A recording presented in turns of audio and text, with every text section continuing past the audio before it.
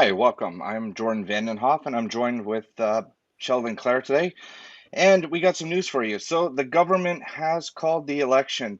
Justin Trudeau went over to the Governor General's residence and asked her to put the election on.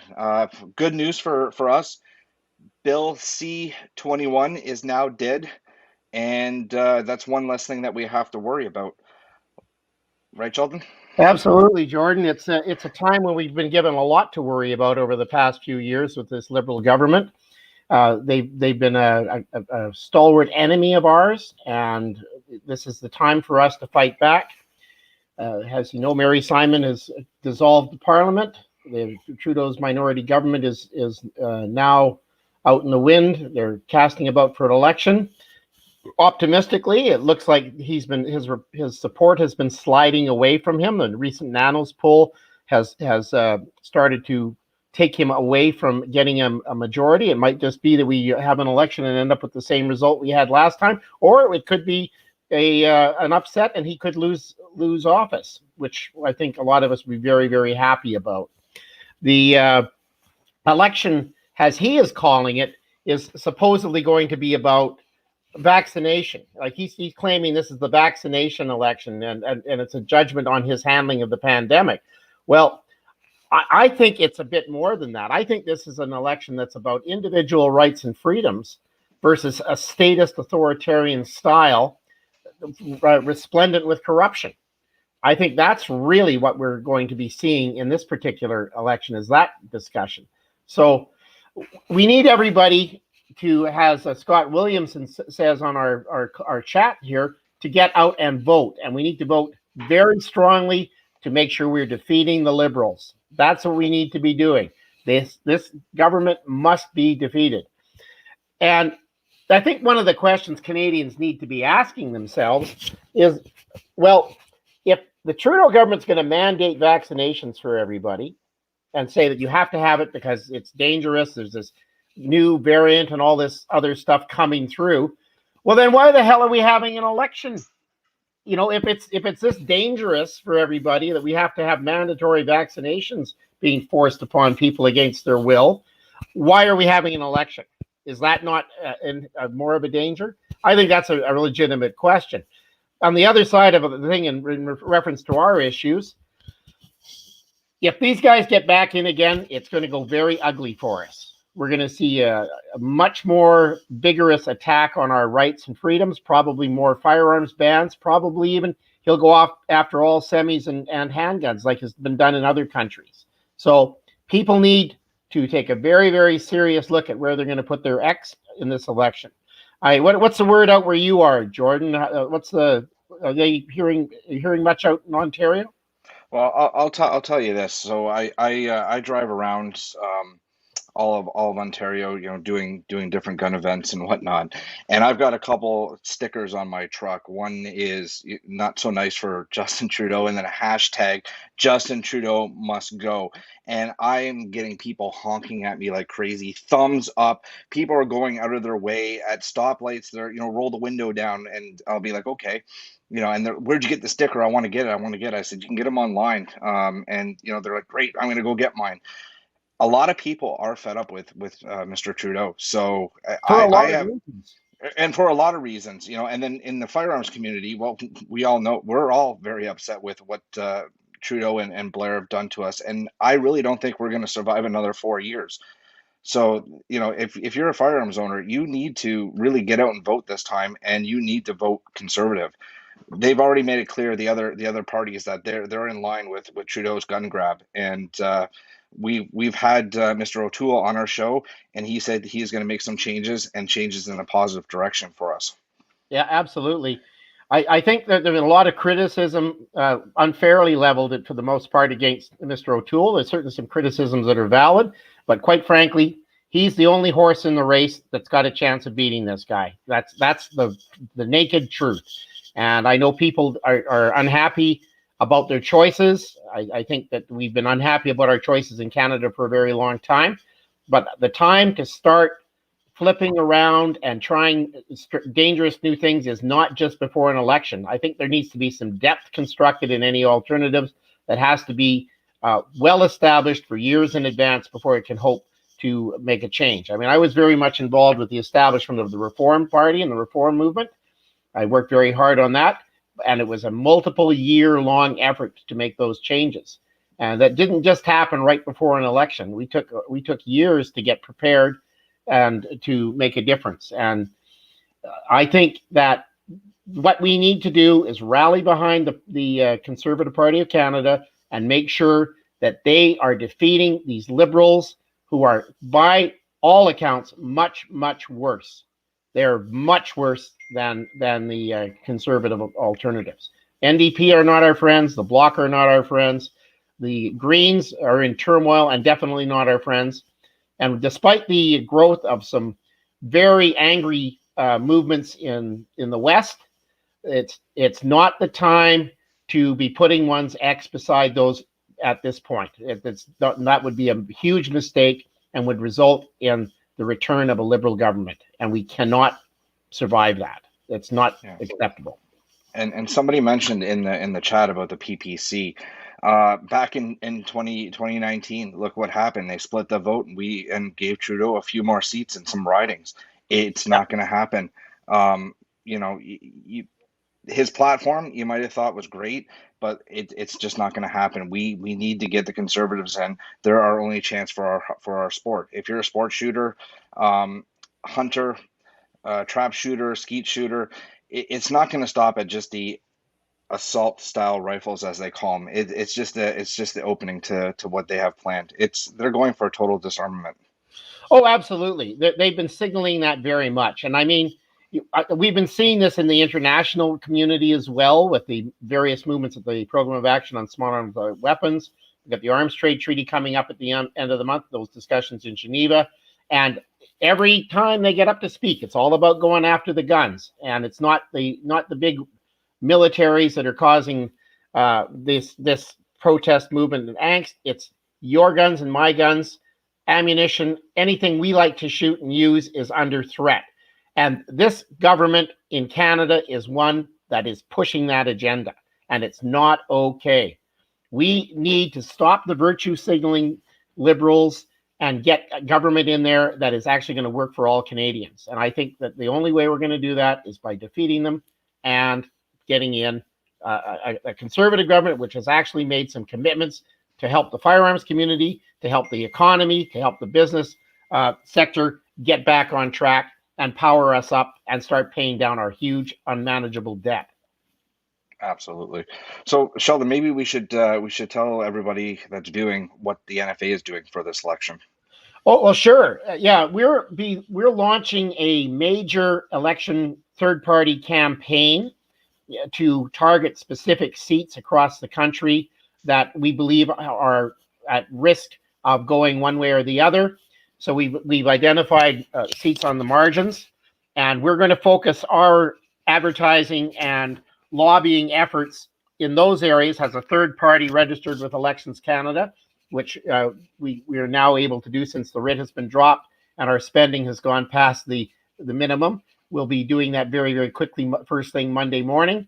And then we'll be releasing our campaign.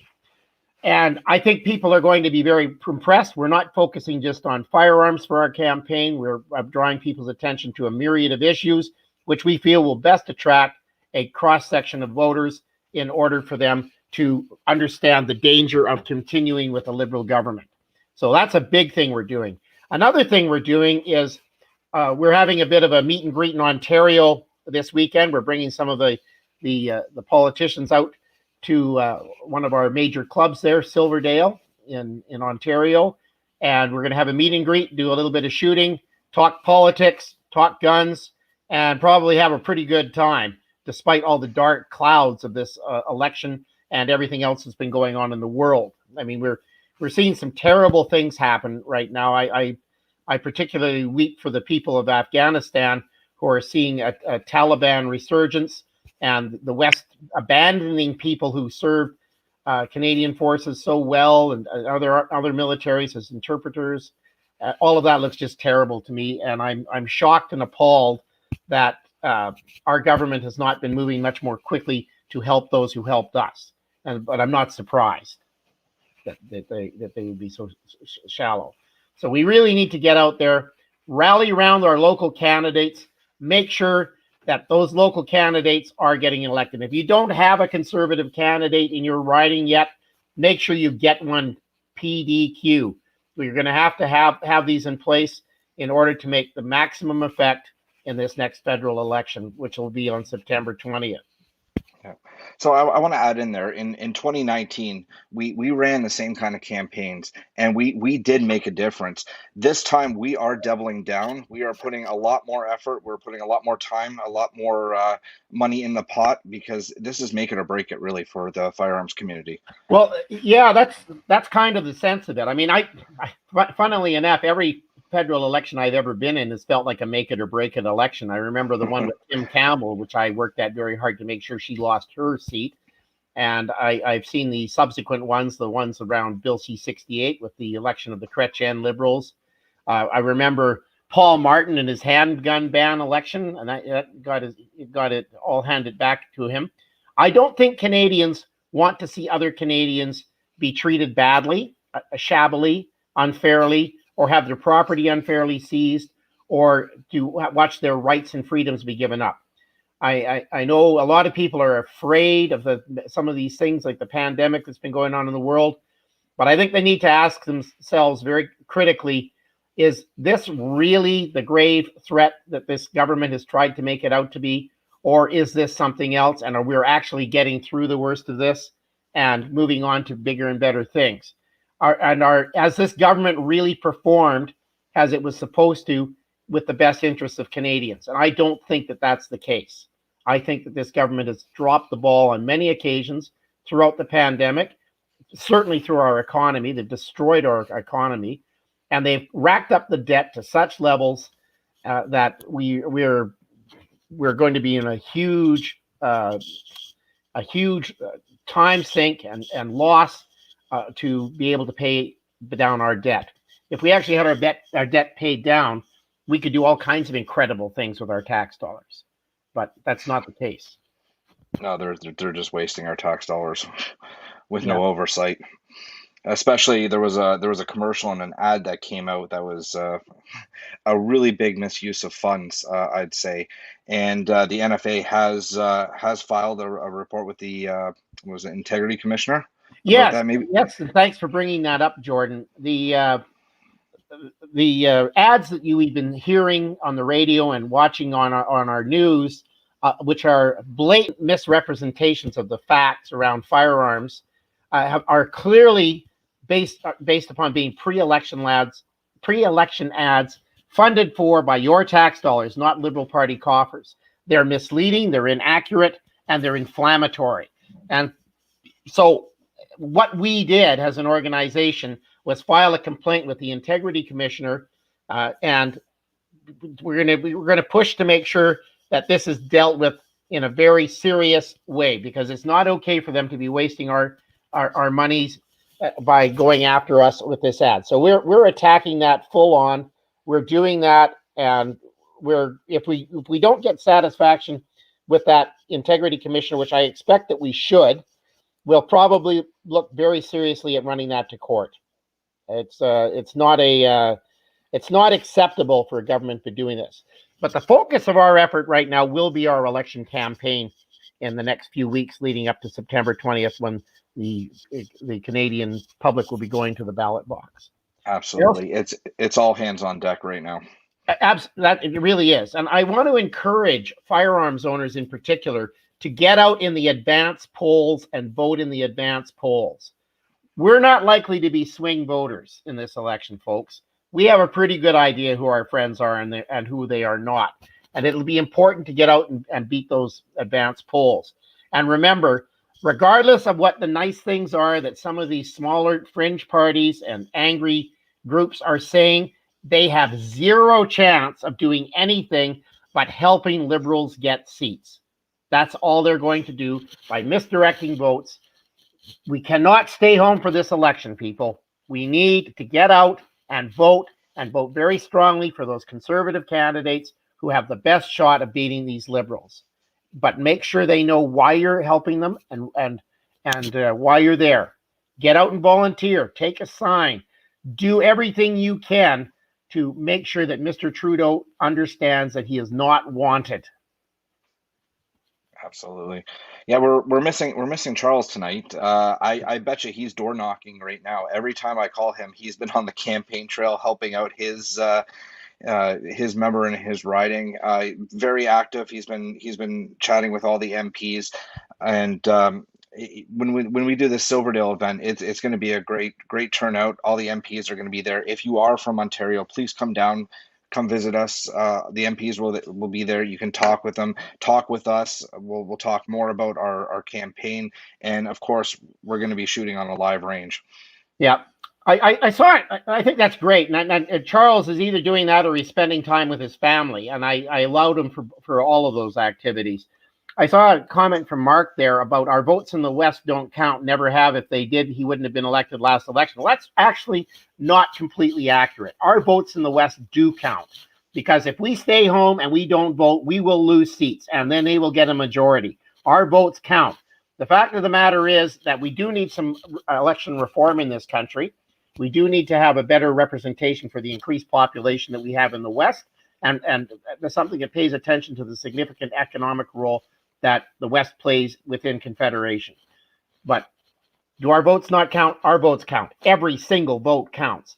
My vote counts. Your vote counts. All of them count. If we sit at home on our hands, you can only look in the mirror and have yourself to blame if we have a Liberal government again on September 21st. That's how it is. Yeah, we had a couple comments about Dominion machines and voting over the internet. I haven't read anything yet. I don't think Elections Canada has changed their protocols with voting. No, they haven't changed anything. We have an option for a mail-in style ballot for specific limited purposes, as we have in the past. That isn't going to be a problem. And I think it's important for Canadians to understand that our voting system is completely different than that in the United States. Unlike the Americans, we have an independent organization called Elections Canada, which oversees elections. They are not run by provincial premiers or like in the United States, state governors. They're not beholden to anybody else but their own system.